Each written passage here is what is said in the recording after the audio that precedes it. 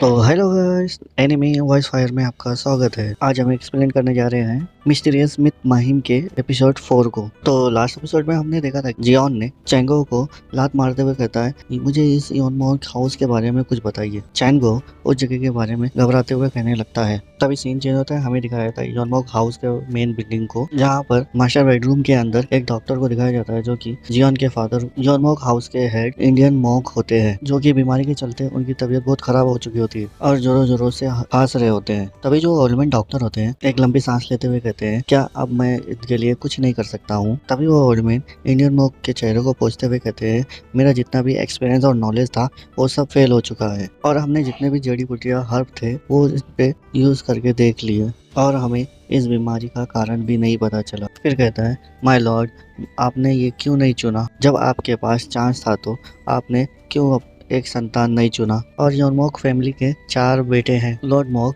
उनमें से किसी को कोलैप्स करने से पहले ही यहाँ आ गए। परिणामी स्वरूप इस परिवार में तूफान ले आएगा। अगर लॉर्ड मुक इस तरह से अब मर जाते हैं तो इस फैमिली का अगला लॉर्ड चारों भाइयों की खून की लड़ाई से शुरू किया जाएगा। अगर ऐसा होता है तो कोई नहीं बता सकता कि अगला लॉर्ड कौन बनेगा।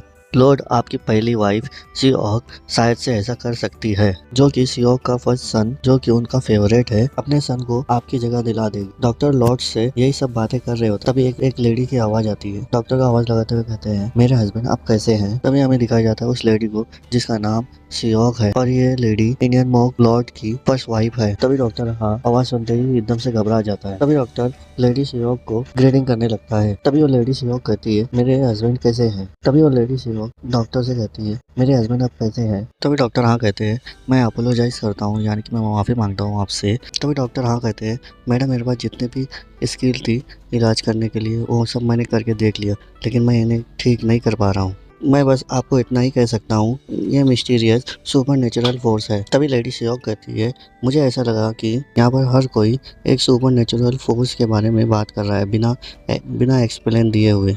अब मेरे पास कोई चॉइस नहीं है एक डिवाइन ज्योतिषी को बुलाने के अलावा। तभी डॉक्टर कहते हैं, लेडी सियोक, लेकिन डिवाइन ज्योतिषी एक अंधविश्वास है और ये इनके लिए अच्छा नहीं होगा और आप ऐसा रिसोर्स कैसे ले सकते हैं? तभी लेडी सियोक कहती है, तो क्या मुझे खड़े खड़े ही अपने हस्बैंड को मरता हुआ देखना चाहिए? नहीं, अब बस हो गया। मैंने ऑलरेडी एक डिवाइन ज्योतिषी को बुला ली हूँ जो कि इस तरह की सुपर नेचुरल फोर्स से डील करते हुए ठीक कर सकते हैं और अब यहाँ से जा सकते हो। तभी ओल्डमैन आवाज लगाते हुए कहता है, लेडी सियोक। तभी 2 मेड डॉक्टर हाँ को दरवाजे के बाहर ले जा रहे होते हैं। तभी लेडी सियोक कहती है, हम अभी मेरे हस्बैंड की बॉडी से इविल स्पिरिट को बाहर निकालने जा रहे हैं। जब तक ये काम पूरा ना हो जाए तब तक किसी को अंदर आने की इजाजत नहीं है और ना ही किसी को अंदर आने देना। तभी चैंगो यही सब बताते हुए कहता है, यही कारण है कि योनमोग फैमिली में ये सब हो रहा है। फिर खांसने लगता है। तभी जियोन कहता है, तो ये बात है। फिर जियोन चेंगो को कहता है, ठीक है फिर चलो चले। चेंगो भी कहता है, कहाँ? तभी जियोन मेन बिल्डिंग को देखते हुए कहता है, तुम्हें क्या लगता है? योनमोग हाउस के हेड से मिलने जा रहे हैं। तभी सीन चेंज होता है। हमें दिखाया जाता है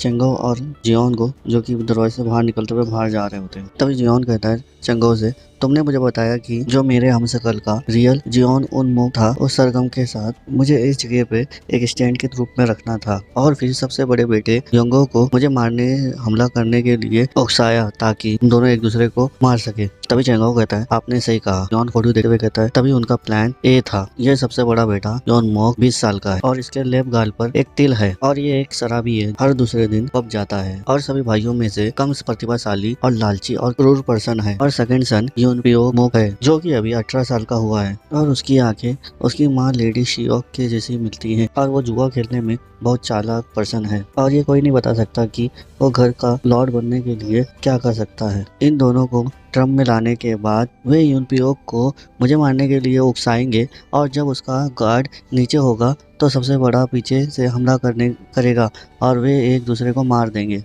जियोन एक पंछी को पकड़ते हुए कहता है, अगर दूसरे शब्दों में कहूँ तो ये प्लान जल में मच्छी पकड़ने की तरह है और इस स्थिति में एक भाई मर जाएगा और दूसरा भाई को सजा हो जाएगी और वो दोनों इस वारिस के रूप में समाप्त हो जाएंगे। फिर जियोन उन्मुख अपने आप को रिव्यू करते हुए इस जगह का लॉर्ड बन जाएगा। ये वाकई में एक शानदार प्लान था, लेकिन उन्हें उम्मीद नहीं था कि मैं जियोन उन्मुख को मार दूंगा। तभी चेंगो कहता है, यंग लॉर्ड, आप क्यों मिलना चाहते हैं सर लॉर्ड मॉब से। तभी जियोन अपने हाथों में पकड़े पेपर को फाड़ते हुए कहता है, तुमने जो कहा है उससे मुझे ऐसा लगता है कि मेरा जिंदा रहना इस बात पर निर्भर करता है कि वो जीवित रहता है या नहीं। तभी चंगाओ कहता है, लेकिन सरगम को अगर पता चल गया कि तुम बाहर निकले हैं रूम से तो। तभी जियोन हवा में पेपर फेंकते हुए कहता है, तो तुम ये बात उनसे गुप्त रखोगे और सरगम को कुछ नहीं बताना। और थैंक्स बोलते हुए आगे बढ़ने लगता है। थैंक यू सरगम। चंगाओ भी अपने दांत पीसते हुए कहता है, डैम इट। तो guys, ये बोलते ही साथ ये एपिसोड यहीं खत्म होता है। मिलते हैं नेक्स्ट एपिसोड में, तब तक के लिए बाय।